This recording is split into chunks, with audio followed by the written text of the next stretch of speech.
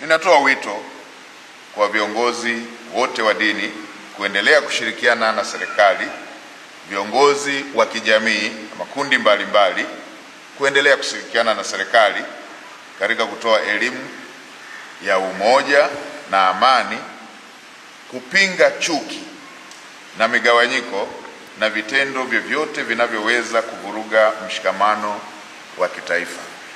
Mheshimiwa Baba Askofu, vita yeyote inayohusisha wenyewe kwa wenyewe haina mshindi, bali ina kupoteza wote. Hivyo hivyo na mgawanyiko ndani ya taifa hauna mshindi, bali una matokeo ya kushindwa wote kama taifa.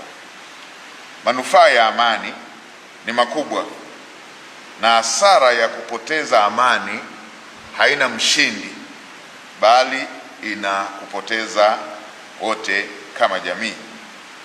Manufaa ya amani ni makubwa na huleta maendeleo ya kiuchumi, huimarisha ustawi wa jamii na huwezesha kila mwananchi kushiriki kikamilifu katika kujenga taifa. Mheshimiwa Baba Askofu, amani, usalama na utulivu ndio msingi utakaojenga taifa lenye mafanikio na umoja. Sote tunatambua kwamba Tanzania imeendelea kuwa kielelezo cha umoja, amani, mshikamano na utulivu katika ukanda wetu na barani Afrika. Amani hii imejengwa juu ya misingi imara ya maadili, haki, kuheshimiana, uvumilivu na uzalendo kwa taifa letu.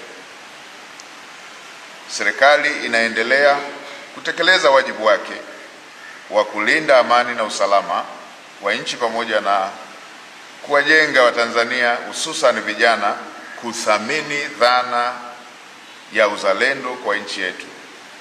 Lakini ni muhimu kutambua kuwa amani ya kudumu haiwezi kujengwa na serikali peke yake, bali familia, jamii, taasisi za dini nazo zina nafasi ya kipekee katika kuimarisha misingi ya amani kupitia mafundisho ya maadili, upendo, haki na kuvumiliana.